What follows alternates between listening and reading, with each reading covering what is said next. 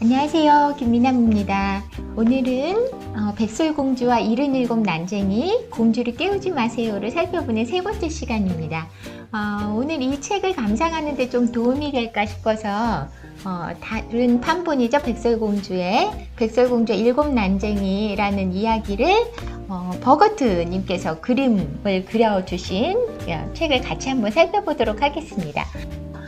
오늘 그 이야기 나눠보는데 도움이 될까 해서 그림책론에서 몇 가지 중요한 이야기들을 조금 정리를 해봤습니다.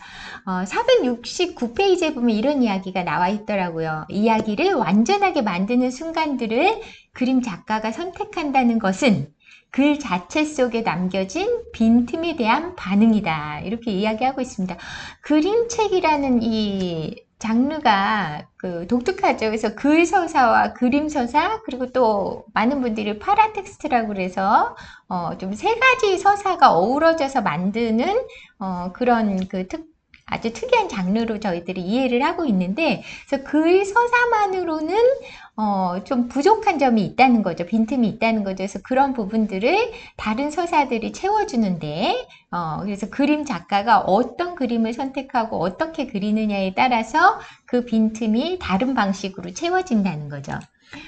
그런데 옛 이야기처럼 이미 존재하는 이야기를 그림책으로 만든 판본의 경우는 또 다른 문제를 가지고 있다는 거예요. 지난번에도 제가 말씀드렸다시피 이미 너무나 많이 알려져 있는 이야기, 익숙한 이야기이기 때문에 뭔가 빈틈을 채운다는 느낌보다는, 자, 다음 내용 볼까요? 어떻게 빈틈 자체를 창조할 것이냐, 이 부분이 굉장히 핵심이 될 수 있다는 거죠.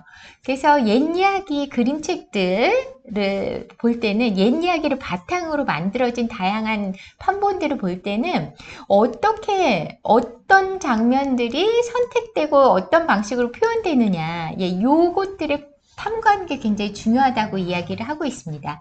그래서 470으로 넘어가 보면 어떻게 서로 다른 일련의 그림들이 정확하게 동일한 글을 다른 이야기로 만들 수 있는가 하는 문제를 검토하는 것은 그림의 힘을 명료하게 밝히는 데 굉장히 도움이 된다, 이렇게 이야기를 하고 있습니다. 그런데 이 공주를 깨우지 마세요는 그림 형제가 정리했던 그 원래 이야기가 아니라 다비드 칼리님께서 또 이야기 서사 자체도 굉장히 다른 방식으로 변화를 시켰기 때문에 글과 그림 전체에서 이 빈틈이 또 이렇게 생성이 되고 있기 때문에 오늘은 그림 작가가 생성하고 있는 어떤 빈틈 차이, 이걸 보고 다음 시간에는 다비드 칼리님께서 어떤 또 빈틈들을 창조하고 있는지 그 부분을 좀 살펴보도록 하겠습니다. 또 넘어가 볼까요? 어떤 선택을 하느냐에 따라서 백설공주와 같은 인물들은 순수한 어린이의 모습을 띠기도 하고 열정적인 조숙한 소녀가 되기도 한다. 어떤 양식을 선택하는가에 따라서 백설공주의 희생은 굉장히 낭만적인 통속극이 되기도 하고요. 또 다른 작품에서는 굉장히 익살스러운 그런 이야기가 되기도 한다는 거죠. 자, 그럼 본격적으로 한번 볼까요? 저희가 오늘 준비한 거는 낸시 에콘 버거트가 그림을 그렸던 버전의 판본인데, 여기 보시면은 일단 백설공주가 어떤 식으로 그림이 그려져 있는지 이걸 좀 살펴보도록 하겠습니다. 이건 지금 성에서 지금 숲으로 쫓겨나면서 이제 죽음을 당할 위기에서 이제 탈출하는 장면이에요. 이제 난장이 집에 가기 전에 보시면은 궁에서 입고 왔던 옷을, 뭐 신발은 벗겨졌는지 모르겠지만 굉장히 이렇게 하늘 가리는 드레스를 입고 도망치는 장면이 나오죠. 근데 이제 난쟁이 집에 들어가서 이제 난쟁이들의 그 일들을 좀 돕는 과정에서 입는 옷을 보면은 굉장히 좀 편안한 네, 그 다음에 일상적인 그런 옷들을 입고 있는 것을 좀 보실 수 있습니다. 여기서 지금 머리에 감고 있는 것도 약간 그 머리가 이렇게 나풀거리니까 그것들을 일하기 편하게 좀 묶은 예, 그런 모습들을 예, 묘사한 게 아닌가 이렇게 보입니다. 그런데 공주를 깨우지 마세요에서 보면 요것도 이제 숲에서 사냥꾼들을 피해서 난쟁이 집 오기 그 직전 장면인데 예, 궁에서 입고 있던 드레스를 입고 있는 거는 아까 그 버거트 작품하고도 거의 유사한 것 같습니다. 근데 굉장히 허리가 잘록하고 예, 굉장히 타이트하죠. 머리 스타일도 예, 왜 이런 머리 스타일을 예, 선택을 했을까? 이것도 굉장히 궁금하더라고요. 이거 보통 이 머리를 이렇게 세운다는 게 쉽지 않은 일인데 이런 스타일을 계속 고수를 하고 있습니다. 이 공주를 깨우지 마세요에서는 집에서 난쟁이들을 돌보는 예, 이런 일을 하면서도 옷을 그 공주 원래 입고 왔던 옷을 벗지 않아요. 예, 그래서 다른 옷으로 갈아입지 않고 굉장히 이 불편한 옷을 입고 계속 일하는 모습들, 머리 스타일도 계속 이런 식으로 묘사가 되고 있는데 왜 이런 선택을 했을까, 그림 작가가.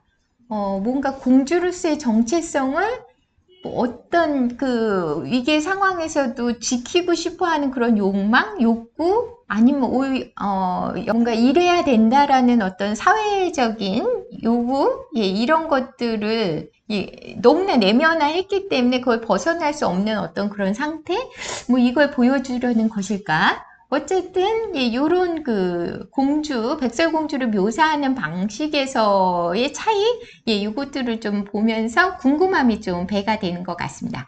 그 다음에 난쟁이를 한번 보겠습니다. 버거트 작가가 그린 난쟁이는 예, 굉장히 나이도 좀 있어 보여요. 예, 그리고 그다지 매력적이지 않고 굉장히 성인, 예, 체구가 작다 뿐이지 굉장히 나이 든 성인으로서 우리가 인지가 되는 예, 그런 방식으로 묘사가 되고 있습니다.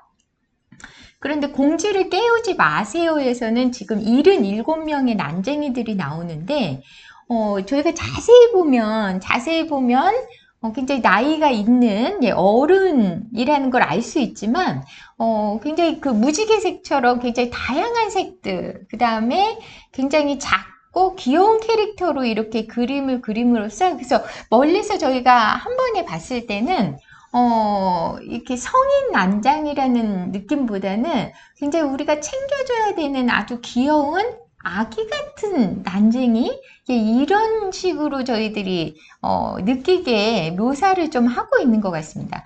그럼 왼편에서 버거트가 그렸던 이런 방식의 난쟁이 묘사, 그 다음에 그 공주를 깨우지 마세요에 등장하는 이 난쟁이들의 묘사, 그것들은 도대체 어떤 이야기의 차이를 발생시키고 있을 것이냐, 이 부분들을 같이 얘기 나눠보는 것도 굉장히 흥미로울 것 같습니다. 자, 여기 보세요. 그래서 난쟁이들이 굉장히 아기같이 야장아장거리는 것 같기도 하고 굉장히 외모적으로도 굉장히 예, 아주 밝은 색을 써서 네, 이렇게 등장을 하고 있기 때문에 굉장히 수적으로 굉장히 많고 각자의 요구들도 많아서 어찌 보면 굉장히 부당한 예, 요구, 예, 이런 압박 이런 것들이 느껴져야 되는데 너무 컬러풀하기 때문에 너무 귀엽게 그려졌기 때문에 이 장면에서 아이 뭐 저 정도는 뭐 해줄 수 없나? 막 이런 약간 이 상황 자체를 그렇게 심각하게 보지 않도록 약간 그런 예, 완충? 예, 이런 부분들을 좀 느끼게 하는 것 같습니다. 그래서 다비드 칼리님께서 이 글 스토리도 굉장히 많이 수정을 하셨거든요. 그래서 어찌 보면은 약간 여성의 그 사회적인 역할, 예, 이런 부분들로부터 기존에 우리들이 요구되었던 그 여성상에서 어떻게 벗어날 것이냐, 문제의식을 가질 것이냐, 이런 이야기를 하는 것들이 어찌 보면 굉장히 사회적으로 민감한 이슈일 수도 있거든요. 그래서 그런 부분들을 표현을 하기는 하지만 그런 부분들이 너무 이렇게, 예, 충돌하면서 강하게, 예, 인식되기보다는, 조금 더 가볍게, 네, 좀 안전하게, 대중들한테 좀 소비될 수 있도록 이런 그 난쟁이의 캐릭터를 구상한 게 아닐까, 이런 생각을 좀 해보게 만드는 책이었습니다. 자, 오늘은 그림, 옛 이야기를 가지고 만드는 여러 종류의 판본에서 어떤 그림들을 선택해서 기존 이야기가 가지고 있지 않았던 빈틈을 창조할 것이냐, 이 이야기들을 좀 나눠봤습니다. 아마 이 안에 굉장히 많은 차이점들이 있을 텐데 저희가 시간 관계상 아주 짧게만 인물 위주로만 좀 살펴봤고요. 다음 시간에는 다비드 칼리 작가님께서 옛 이야기 서사에 어떤 새로운 이야기 빈틈을 만들어서 또 어떤 새로운 세계를 좀 보여주려고 했는지 그 부분을 살펴보도록 하겠습니다. 네, 다음에 만나요.